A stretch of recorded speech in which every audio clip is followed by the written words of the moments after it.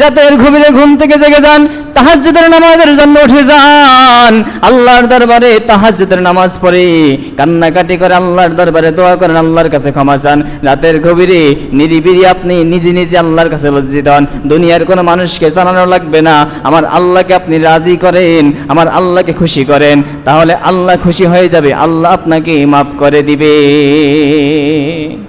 আলহামদুলিল্লাহ আলহামদুলিল্লাহ নাহমাদুহু ওয়া নুসাল্লি ওয়া নুসাল্লিমু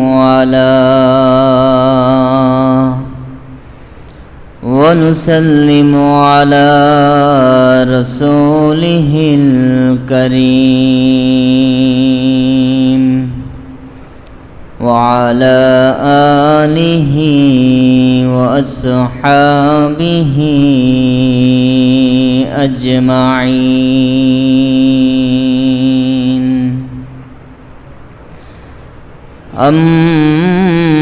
أما بعد فقد قال الله تعالى في كلامه المجيد وفرقانه الحميد أعوذ بالله من الشيطان الرجيم بسم الله الرحمن الرحيم يا أيها الذين آمنوا توبوا إلى الله توبة نصوحا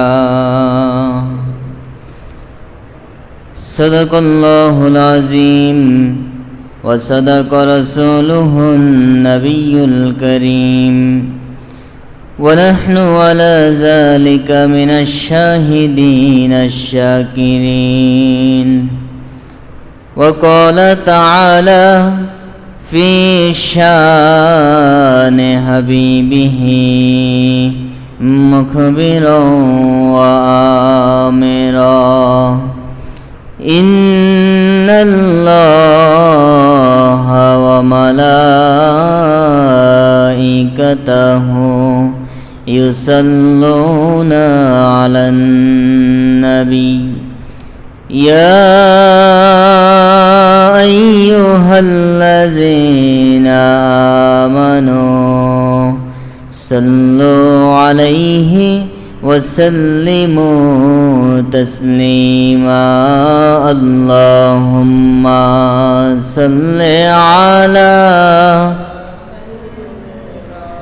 مولانا محمد وعلى آل سيدنا مولانا محمد اللهم صل على سيدنا مولانا محمد وعلى آل سيدنا مولانا محمد इश्क महबूब खुदा जिस दिल में हासिल नहीं लाखों मोमिन हो मगर ईमान में कामिल नहीं अल्लाहुम्मा सल्ले अला सय्यिदना मौलाना मुहम्मद वअला आलि सय्यिदना مولانا محمد محمد نے آकर कुफ्र को मिटाया कुफ्र को मिटा कर ईमान बताया अल्लाहुम्मा सल्ले अला मौलाना मुहम्मद वाला आली सय्यदना मौलाना ला इलाहा इल्लल्लाह ला इलाहा इल्लल्लाह ला इलाहा इल्लल्लाह ला इलाहा सुब्हानल्लाह वल्हम्दुलिल्लाह सुब्हानल्लाह वल्हम्दुलिल्लाह ला इलाहा इल्लल्लाह ला इलाहा অসীম দয়ার সাগর তুমি ধনী দরিদ্র করো তুমি অসীম দয়ার সাগর তুমি ধনী দরিদ্র করো তুমি তুমি পারো হতে সহায় তুমি পারো হতে সহায় অসহায় বান্দা লা ইলাহা ইল্লাল্লাহ লা ইলাহা লা ইলাহা ইল্লাল্লাহ লা ইলাহা লা ইলাহা ইল্লাল্লাহ মুহাম্মাদুর রাসূলুল্লাহ সাল্লাল্লাহু আলাইহি ওয়াসাল্লাম। আলহামদুলিল্লাহ, মহান রব্বুল আলামিনের দরবারে অসংখ্য অগণিত শুকর ও সুজুদ আদায় করছি যে রব্বুল আলামিন আমাদেরকে দয়া করে মায়া করে তার ঘর মসজিদে জুমার নামাজ আদায়ের উদ্দেশ্যে আগে ভাগে হাজির হওয়ার তৌফিক দিয়েছেন। এজন্য আসুন শুকরিয়া আদায় করে সবাই একবার পরে আলহামদুলিল্লাহ। সম্মানিত হাজরিন, আজকে আমাদের আলোচ্য বিষয় হচ্ছে তাওবার গুরুত্ব ও ফজিলত। সম্মানিত উপস্থিতি, তাওবা অত্যন্ত গুরুত্বপূর্ণ একটি বিষয়। কোরআন এবং হাদিসে এই বিষয়ে আল্লাহ সুবহানাহু ওয়া তাআলা এবং রাসূল পাক সাল্লাল্লাহু আলাইহি সাল্লাম বিশদ বর্ণনা করেছেন এবং আমাদেরকে আল্লাহ রাব্বুল আলামিন তাওবা করার আদেশ করেছেন। সম্মানিত হাজরিন, প্রথমে আমরা আল্লাহ রাব্বুল আলামিনের কাছে তৌফিক কামনা করছি। আল্লাহ রাব্বুল আলামিন যেন আজকে আমাদেরকে কোরআন এবং হাদিস থেকে সঠিক কথাগুলো এখানে উপস্থাপন করার তৌফিক দান করেন। সকলে বলুন আমিন। এবং আমাদের সকলকে আমলের নিয়তে কথাগুলো শোনার এবং বলার তৌফিক দান করুক, বলুন আমিন। প্রিয় উপস্থিতি, তাওবা শব্দটি আরবি শব্দ। তাওবা শব্দের অর্থ হলো আন-নাদামাতু, লজ্জিত হওয়া, আর রুজুউ আনিল মাসিয়াত, গুনার কাছ থেকে ফিরে আসা। গুনাহ করে গুনার কাজের উপর লজ্জিত হয়ে গুনার কাছ থেকে ফিরে আসা, আল্লাহর কাছে তাওবা করা, দৃঢ় প্রতিজ্ঞা করা যে আল্লাহ, আমি যে গুনাহ করেছি আর জীবনেও এই গুনাহ করব না, আপনি আমার জীবনের এই গুনাহ মাফ করে দেন। এভাবে করে গুনার কাজের উপর লজ্জিত হয়ে গুনাহ থেকে ফিরে এসে আল্লাহর কাছে ক্ষমা চাওয়া, এটার নাম হলো তাওবা। তাহলে তাওবা করতে হয়। আল্লাহ আদেশ করেছেন তাওবা করার জন্য, এবং রাসূল পাক সাল্লাল্লাহু আলাইহি সাল্লাম দৈনিক 70 বারেরও অধিক, কোন রিওয়ায়াতে আছে 100 বার তাওবা করতেন, ইস্তিগফার পড়তেন, আল্লাহর কাছে ক্ষমা চাইতেন। এই জন্য আমাদেরকে তাওবা করতে হবে, ইস্তিগফার করতে হবে, বেশি বেশি তাওবা ইস্তিগফার করতে হবে। তো সম্মানিত হাজরিন, আসুন প্রথমে আমরা কোরআনুল কারীমের একখানা আয়াত তেলাওয়াত করেছি আপনাদের সামনে। আয়াতের শাব্দিক অনুবাদ পড়ি এবং আমরা এই বিষয়ে কিছু আলোচনা করি। আল্লাহ রাব্বুল আলামিন পবিত্র কোরআনুল কারীমে ইরশাদ করেন, আউযু বিল্লাহি মিনাশ শাইতানির রাজীম,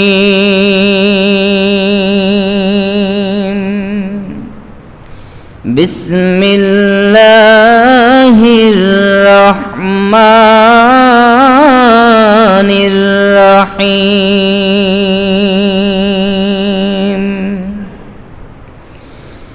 ইয়া আইয়ুহাল্লাযীনা আমানু তুবু ইলাল্লাহি তাওবাতান নাসুহা,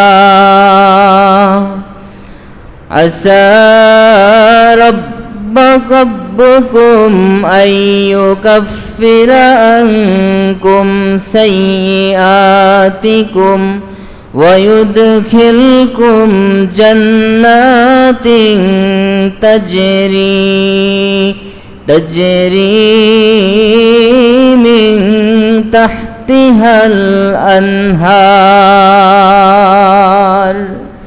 যারা বলেন সুবহানাল্লাহ। আল্লাহ রাব্বুল আলামিন বলেন, ইয়া আইয়ুহাল্লাযীনা আমানু, হে ইমানদারগণ, হে ইমানদারগণ, তুবু ইলাল্লাহ তাওবাতান নাসুহা, তোমরা আল্লাহর নিকট তাওবায়ে নাসুহা করো, আল্লাহ রাব্বুল আলামিনের নিকট খালেস তওবা করো। আসা রাব্বুকুম আইয়ুকাফিরা আনকুম সাইয়্যাতিকুম, আশা করা যায় যদি আল্লাহর নিকট খালেস তওবা করতে পারো, আল্লাহ রাব্বুল আলামিন তোমাদের গুনাহগুলোকে ক্ষমা করে দিবেন।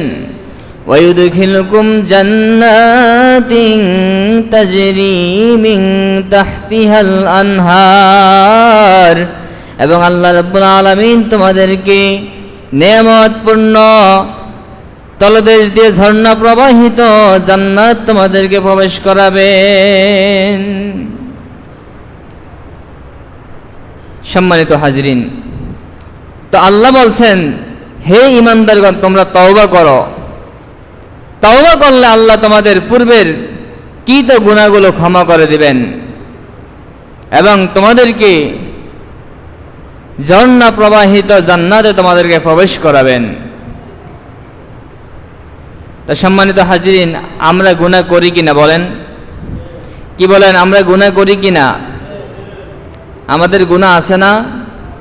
আল্লাহ রাব্বুল আলামিন এবং রাসূল পাক সাল্লাল্লাহু আলাইহি সাল্লাম কোরআন এবং হাদিসে যেই বিষয়গুলো করার আদেশ করেছেন ওই বিষয়গুলো না করাই গুনাহ, আর যেই বিষয়গুলো করতে নিষেধ করেছেন ওই বিষয়গুলো করার নামেই গুনাহ। যেমন মনে করেন আল্লাহ রাব্বুল আলামিন নামাজ পড়তে আদেশ করছেন, যদি আমরা নামাজ না পড়ি তাহলে এটা কি গুনাহ। মিথ্যা বলতে নিষেধ করছেন, মিথ্যা বললে গুনাহ। সুদ খাইতে নিষেধ করছেন, ঘুষ খাইতে নিষেধ করছেন, ধোঁকা, মানুষকে ধোঁকা দিতে নিষেধ করছেন, এগুলো করলে কি হবে? গুনাহ হবে। এভাবে করে পরের হক নষ্ট করা, মিথ্যা বলা, এরকম অসংখ্য অগণিত গুনাহ আমরা দৈনিক করতেছি। হিংসা করতেছি, হাসাদ করতেছি, রিয়া করতেছি, অহংকার করতেছি, গর্ব করতেছি, এই যে বিষয়গুলো এগুলো সব গুনার কাজ। তা আমরা দৈনিক প্রতিনিয়ত আমরা অহরহ বহু গুনাহ করতেছি। এই জন্য আমাদেরকে গুনাহ থেকে তওবা করতে হবে।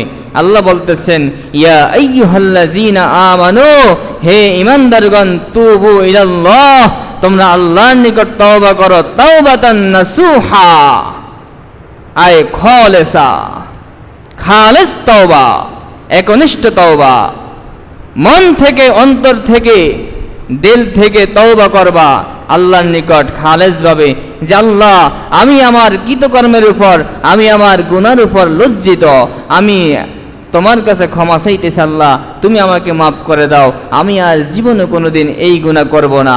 যদি এভাবে খালেস তওবা করতে পারে তাহলে ইনশাআল্লাহ আল্লাহ রাব্বুল আলামিন তাকে মাফ করে দিবেন।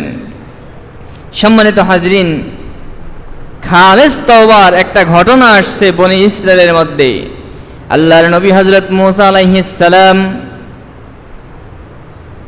বনি ইসরায়েলরা মূসা আলাইহিস সালামের কাছে এসেছেন, ওগো আল্লাহর নবী মূসা, অনাবৃষ্টিতে ভুগতেছি, বৃষ্টি হচ্ছে না, জমিনের ফসলগুলো শুকিয়ে গেছে, ফসলগুলো পড়ে গেছে,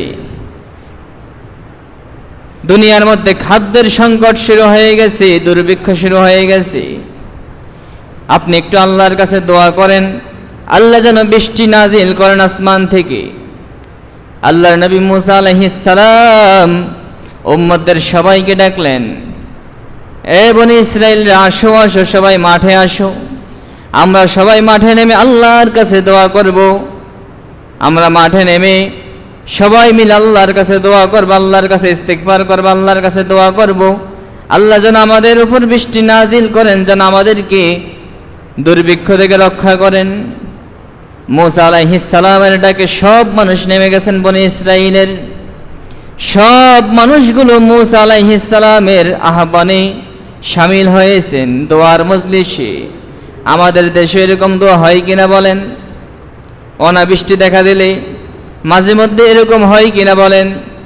মাঠের মধ্যে সবাই নেমে যায়, হুজুররা ডাক দেয়, আমরা সবাই তাদের সাথে একত্র হয়ে নেমে আল্লাহর কাছে বৃষ্টির জন্য দোয়া করি। কি বলেন, এরকম হয়েছে কিনা? গত 2 বছর আগেও এরকম হয়েছে একবার। পুরা বাংলাদেশে অনাবৃষ্টি, জায়গায় জায়গায় বৃষ্টির জন্য দোয়া হচ্ছে। কারণ বৃষ্টির মাধ্যমে আল্লাহ রাব্বুল আলামিন পৃথিবীর মধ্যে শস্য উৎপাদন করেন, মানুষের জন্য রিজিকের ব্যবস্থা করেন। আল্লাহ রাব্বুল আলামিন বলেন, আমি আসমান থেকে তোমাদের জন্য আমি বৃষ্টি নাজিল করি, সেই বৃষ্টির মাধ্যমে জমিনকে আমি সজীব করি, জমিনগুলো, মুর্দা জমিনগুলো আমি জীবিত করে দেই।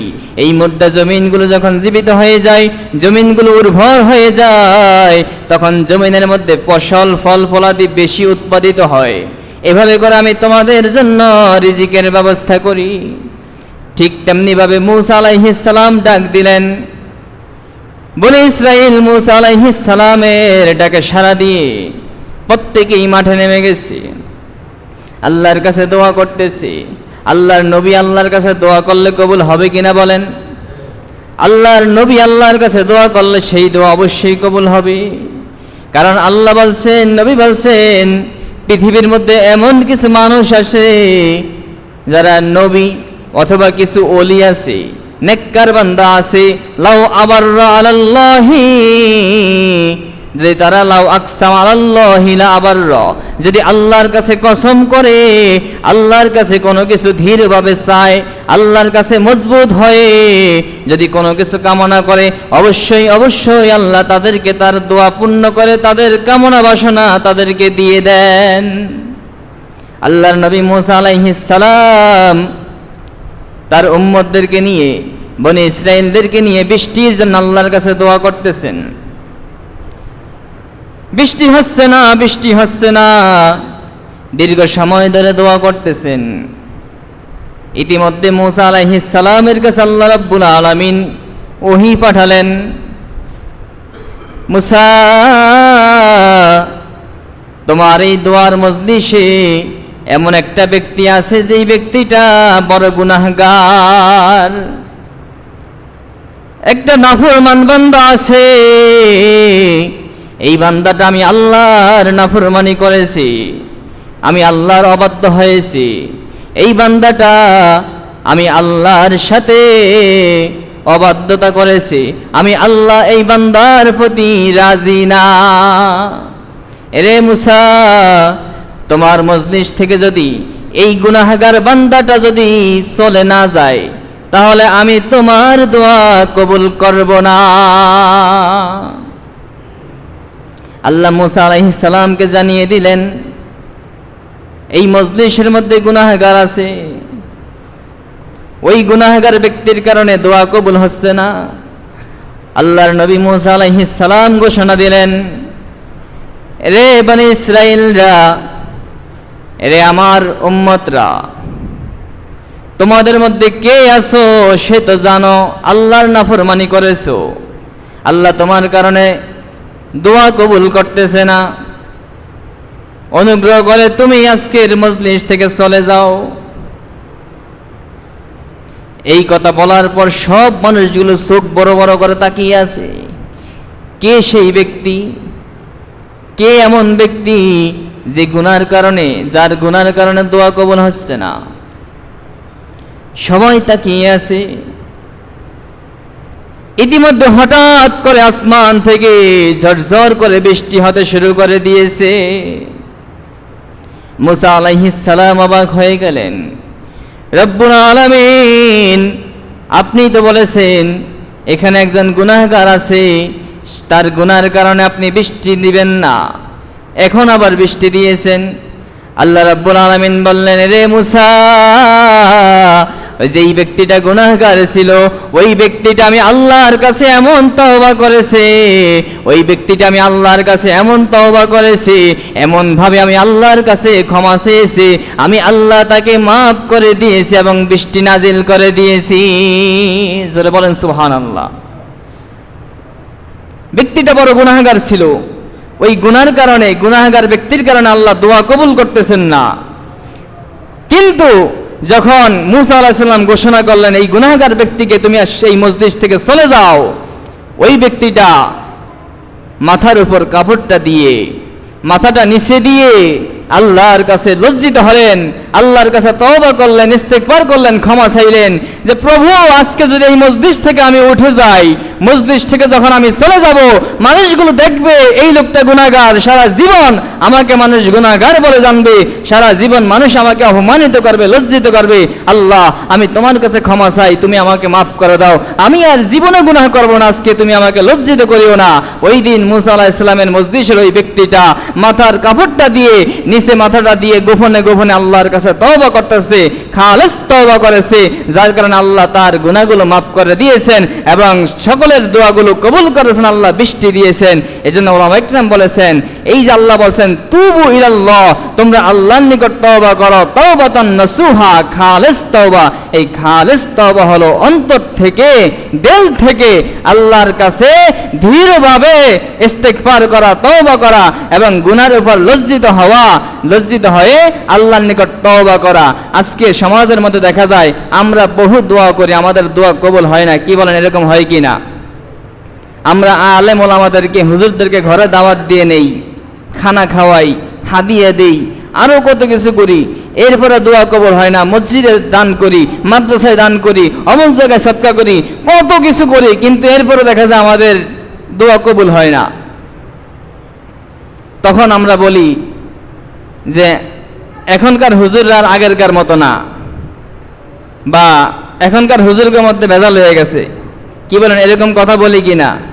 সবাই বলে না, কিছু কিছু লোক এরকম বলে।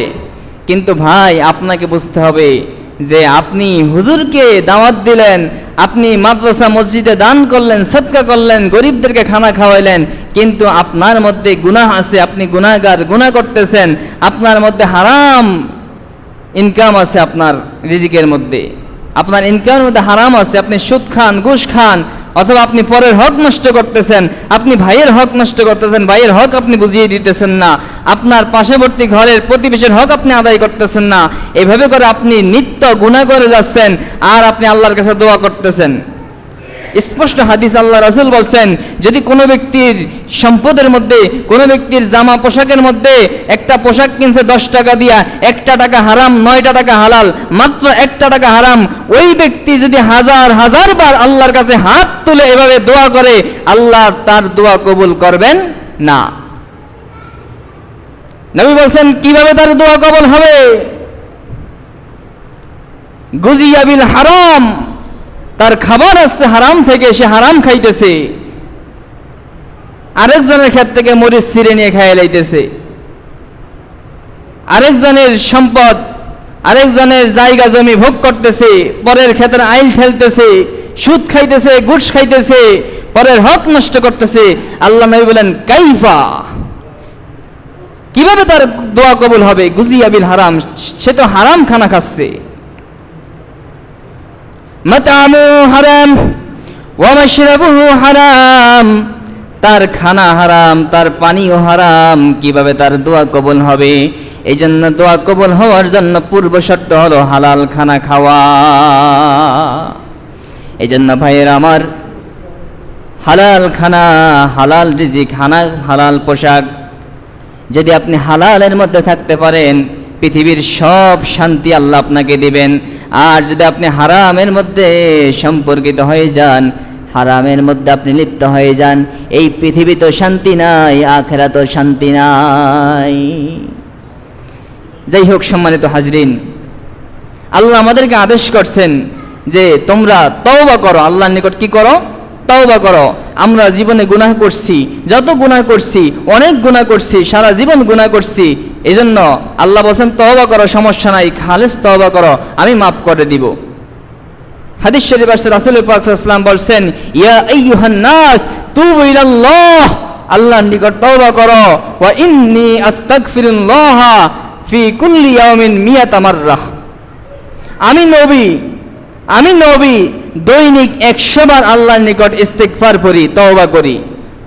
অতএব তোমরা তওবা করো। নবীজির কি গুনাহ ছিল? কি বলেন, গুনাহ ছিল নি? আল্লাহর নবীরা মাসুম, নিষ্পাপ। আহলুস সুন্নাহ ওয়াল জামাতের আকীদা, বিশ্বাস এটাই। আল্লাহর নবী এবং রাসূলরা মাসুম, নিষ্পাপ, তাদের জীবনে কোনো গুনাহ নাই। আল্লাহ তাদের জীবনের পূর্বের পরের সকল গুনাহ ক্ষমা করে দিয়েছেন, তাদের জীবনে কোনো গুনাহ নাই। কিন্তু এরপর আল্লাহর নবী দৈনিক 100 বার তওবা করেছেন, ইস্তিগফার করেছেন। উদ্দেশ্য হলো উম্মতদেরকে শিক্ষা দেওয়া যে উম্মত যাতে করে তওবা ইস্তিগফার করে, এবং উদ্দেশ্য হলো দুনিয়ার উম্মতদেরকে, যারা গুনাহগার, এই গুনাহগার উম্মতদের জন্য আল্লাহর কাছে ক্ষমা চেয়েছেন। এই উদ্দেশ্যে আল্লাহ নবী ইস্তিগফার করেছেন আমাদের জন্য। এই জন্য সম্মানিত হাজরিন, আমাদের ছোট বড় হিসাব করতে গেলে দেখা যাবে আমাদের ছোট বড় গুনার অভাব নাই। আল্লাহ তাওবার দরজা খুলে রেখেছেন। হাদিস শরীফ আসছে, মুসলিম শরীফের হাদিস।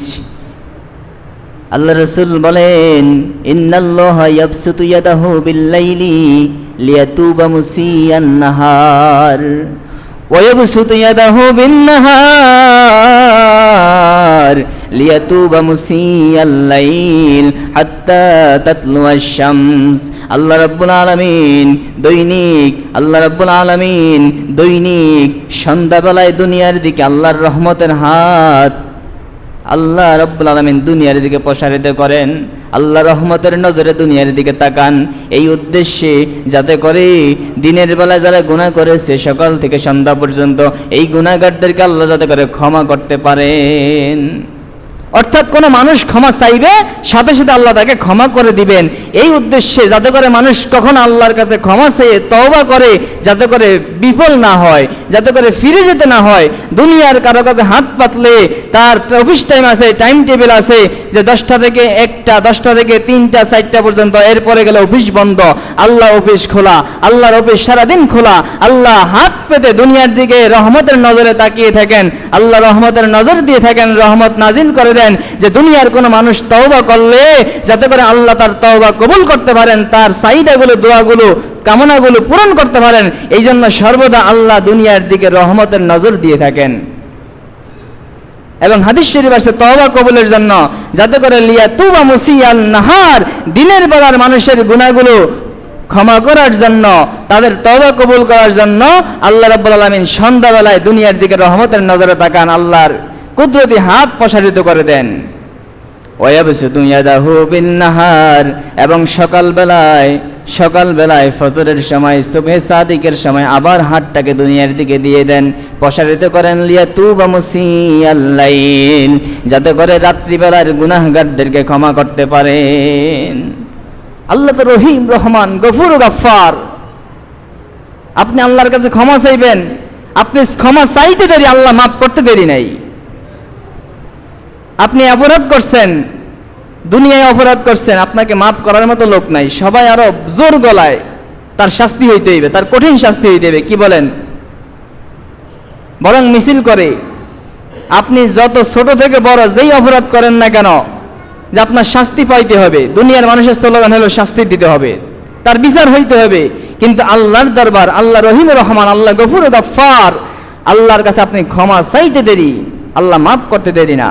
আল্লাহ ক্ষমা করার জন্য বিভিন্ন ওসিলা তালাশ করেন, যে কিভাবে বান্দাকে ক্ষমা করা যায়। এই জন্য আল্লাহ ক্ষমার জন্য দুনিয়ার দিকে হাত পেতে দেন, বান্দা তুমি আমার কাছে ক্ষমা চাও। একটা হাদিস বলি, শোনেন। হাদিসটা বুখারী শরীফের হাদিস, তিরমিজি শরীফের হাদিস। রাসূল পাক সাল্লাল্লাহু আলাইহি ওয়াসাল্লাম ইরশাদ করছেন, লাউলাম তাজনিবু লাযাহাবাল্লাহু বিকুম ওয়া লাজাআ বিকওমিন ইয়াজনিবুন ফায়াস্তাগফিরুনাল্লাহা ফায়াগফিরু লাহুম।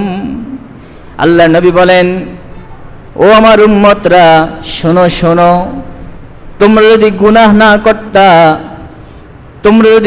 না করতা, তাহলে আল্লাহ তোমাদেরকে ধ্বংস করে দিয়ে আরেকটা জাতি পৃথিবীতে আনতেন, যারা গুনাহ করত এবং আল্লাহর কাছে ক্ষমা চাইত, তখন আল্লাহ মাফ করে দিবেন।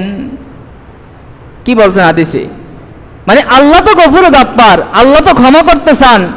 তোমরা যদি গুনাহ না করতা, দুনিয়ার সব মানুষ যদি ভালো হয়ে যাইত, যদি গুনাহ না করতো, তাহলে আল্লাহ এই দুনিয়া রাখতেন না।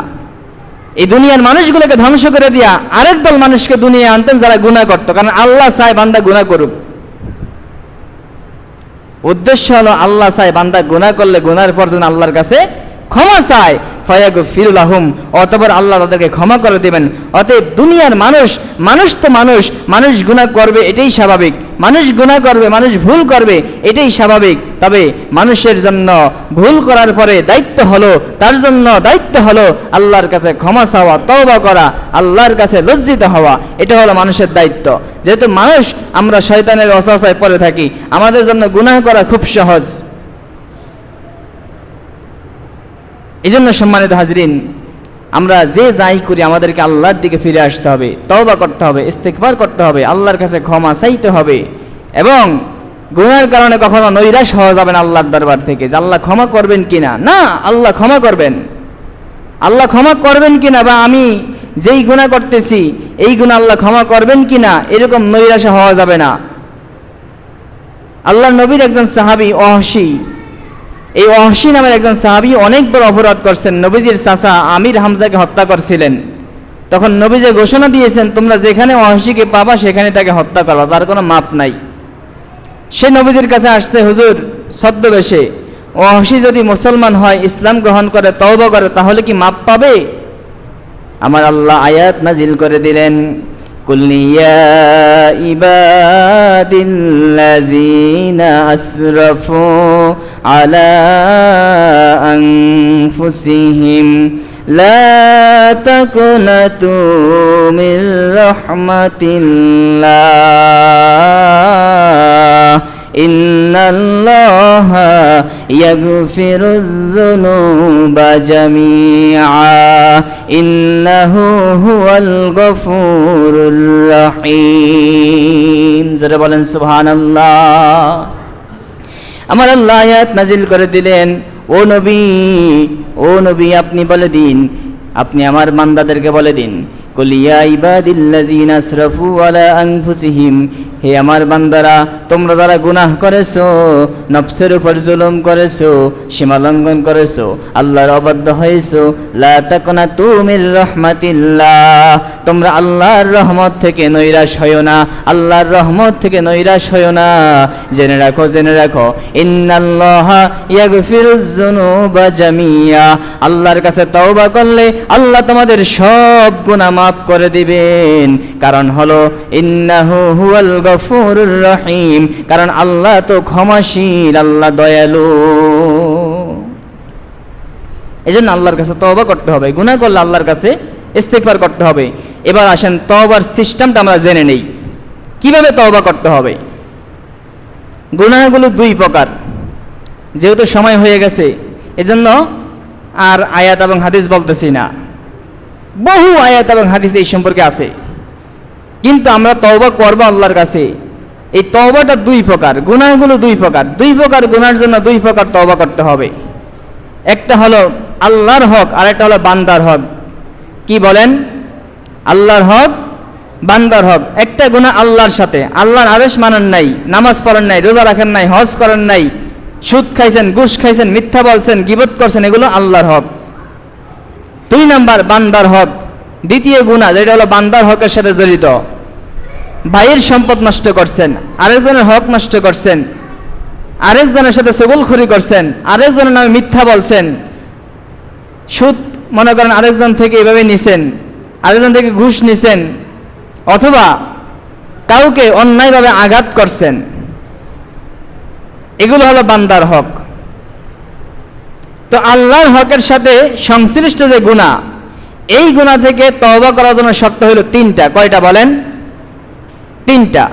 এক নাম্বার, যেই গুনাহ করছি এই গুনার উপর লজ্জিত হওয়া, যাহ আমি কত বড় নাফরমান, আমি একটা গুনাহ করছি, আমার জন্য এই গুনাহটা করা উচিত হয় নাই, আমি এরকম গুনাহ করে ফেলেছি, এই গুনার উপর লজ্জিত হওয়া যে আল্লাহ এই পৃথিবীর মধ্যে আমার চেয়ে খারাপ আর কোনো ব্যক্তি নাই, আমি আপনার নাফরমানি করেছি, আমি এই গুনাহটা করছি, এভাবে করে গুনার উপর লজ্জিত হওয়া। দুই নাম্বার, ধীর ও প্রতিজ্ঞাবদ্ধ হওয়া, জীবনে আর কোনোদিন এই গুনাহ করব না, মনে মনে ধীর প্রতিজ্ঞা করা, জীবনে আর কোনোদিন ধীর প্রতিজ্ঞা করা, জীবনে আর কোনোদিন এই গুনাহ করব না।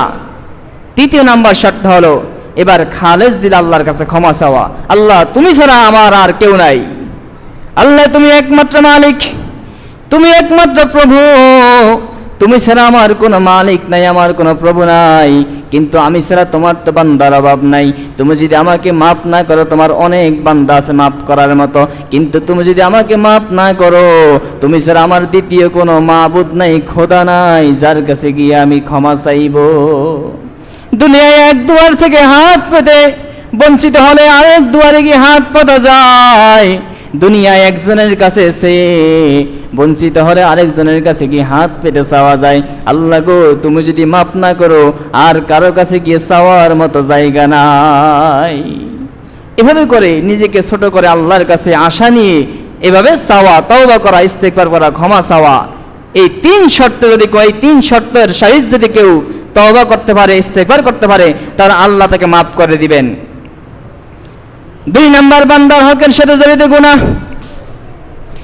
এই গুনাহগুলোর ক্ষেত্রে শর্ত হলো 7টা, এই 3টা। আরেকটা শর্ত হলো যেই বান্দার হক নষ্ট করছেন ওই বান্দার হকটা গিয়ে তাকে ফিরিয়ে দেওয়া, যার সম্পদ নষ্ট করছেন, যার সম্পদ আপনি অন্যায়ভাবে ভোগ করছেন তাকে তার সম্পদ ফিরিয়ে দেওয়া, যাকে অন্যায়ভাবে আঘাত করছেন তার কাছে গিয়ে মাপ চাওয়া, যার ব্যাপারে চগলখড়ি করেছেন, মিথ্যা বলেছেন, তার কাছে গিয়ে ক্ষমা চাওয়া, ভাই তোমার নামে মিথ্যা বলেছি, তোমার নামে আমি এরকম অন্যায় করেছি, ওই ব্যক্তির কাছে গিয়ে মাপ চাওয়া। কারণ বান্দার হক আল্লাহ মাফ করবেন না, বান্দার হক যদি বান্দা মাফ করে তাহলে আল্লাহ মাফ করবেন, যদি বান্দা মাফ না করেন আল্লাহ মাফ করবেন না। এজন্য দ্বিতীয় প্রকার গুনার ক্ষেত্রে শর্ত হলো 4টা। চতুর্থ নম্বর শর্ত হলো ওই বান্দার কাছে গিয়ে ক্ষমা চাইতে হবে। যদি এই 4 শর্তের সাথে আমরা তওবা করতে পারি, যদি এই 4 শর্তের সাথে যদি আমরা উভয় প্রকার গুনাহ থেকে মাপ চাইতে পারি, তাহলে আল্লাহ আমাদেরকে মাফ করে দিবেন। আজকের রসম হয়েছে মানুষ মাহফিলের মধ্যে হুজুরের কাছে গিয়ে তওবা করে, অথবা মানুষ মনে করে মজলিসে গিয়ে তওবা করা ছাড়া তওবা কবুল হয় না। না না ভাই, আপনি মনে মনে অন্তরে অন্তরে রাতের গভীরে ঘুম থেকে জেগে যান, তাহাজ্জুদের নামাজের জন্য উঠে যান, আল্লাহর দরবারে তাহাজ্জুদের নামাজ পড়ে কান্নাকাটি করে আল্লাহর দরবারে দোয়া করেন, আল্লাহর কাছে ক্ষমা চান। রাতের গভীরে নিরিবিলি আপনি নিজে নিজে আল্লাহর কাছে লজ্জিত হন, দুনিয়ার কোনো মানুষকে জানানো লাগবে না, আমার আল্লাহকে আপনি রাজি করেন, আমার আল্লাহকে খুশি করেন, তাহলে আল্লাহ খুশি হয়ে যাবে, আল্লাহ আপনাকে মাফ করে দিবে। এই জন্য সম্মানিত হাজরিন, আমরা গুনাহগার মানুষ, আমরা আল্লাহর কাছে তওবা করব, ইস্তিগফার করব, আল্লাহ আমাদেরকে মাফ করে দিবেন। কি বলেন, তওবা ইস্তিগফার করতে রাজি আছি কিনা? এখন থেকে আমরা একটা দৃঢ় প্রতিজ্ঞাবদ্ধ হই, আজ থেকে আমরা আর গুনার কাজ করব না। আল্লাহ আমাদেরকে তৌফিক দান করে, বলুন আমিন। এবং পূর্বের সকলের গুনাহগুলো আল্লাহ আমাদেরকে মাফ করে দেখ, বলুন আমিন। আল্লাহ আমাদের সকলকে কবুল করুক, আমিন সুম্মা আমিন। আসসালামু